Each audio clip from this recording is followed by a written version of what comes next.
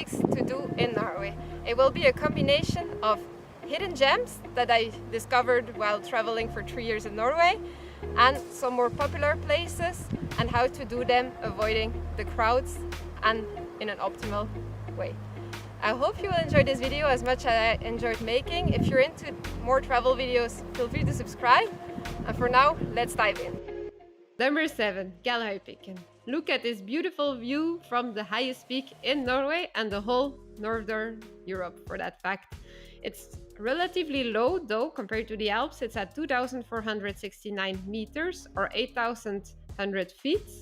The hike is relatively easy. There's no real technical challenge. It's not that high from the start from the parking lot. The only challenge is that you have to have the equipment and the technique to cross the glacier, because you have to go with a rope. You can also hire a guide or a local tour. Number 6, Ruten and Blivika Beach. Blivika Beach is an easy access beach that is only 2 kilometers walking, and you have an impressive scenery from there with mountains all around. We camped there, and the next day we went to Ruten. It's the mountain you can see from the beach. It's about 30 minutes to 1 hour up. It's quite steep, but not too difficult and not too long. And from there you can take the picture that everybody does for their Instagram, hanging from the rock. By the way, my Instagram is in the description. It's not as dangerous as it looks to do that, but you have to be careful. If you choose to camp at the beach, be careful because there's no water, at least not when we went there. I know some people had water there in June, but we went there in July and we didn't have any water. Number 5, Reindeer. Arguably, this is not really a hike. It's only 1 hour to the top, but it's well worth the view. It's one of the shortest hikes in this list, but you can do it in only 1 hour up and half an hour down. It's one of the most impressive views I've ever seen. I filmed a cooking video up there that's also in the description. Number 4, Sherak. And you guessed it, the attraction is to stand on the rock. Please be careful. There's an alternative route for the way back where you hike more towards the fjord when you go back, although going in the same direction.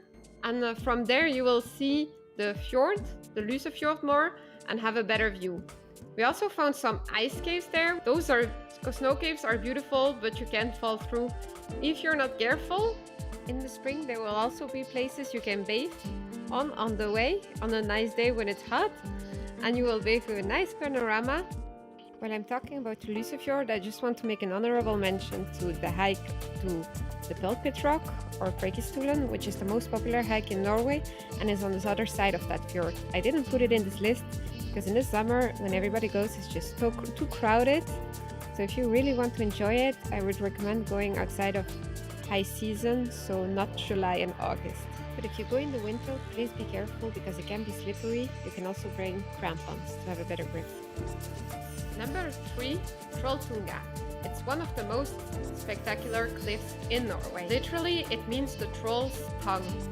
It's 28 kilometers long, so 14 to go, 14 back. But now I saw recently that there's a bus that can sneak you to a place where there's only 21 kilometers.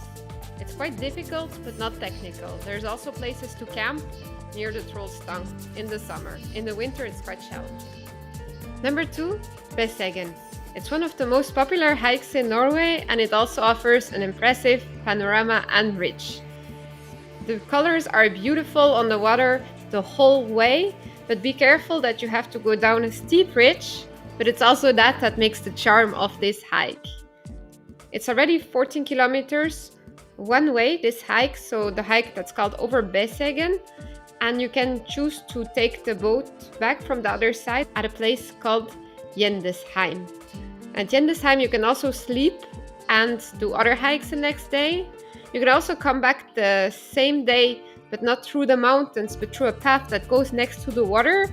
And that path is really worth it. I think it's half the charm of this place. You have a beautiful view the whole way. You're closer to the water, you have more flowers, there's more trees.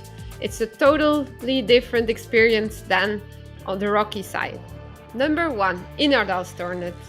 This is a complete hidden gem. Only Norwegians know about it, and almost no international tourists go to hit. It's also known as the Matterhorn of Norway because the peak is so steep.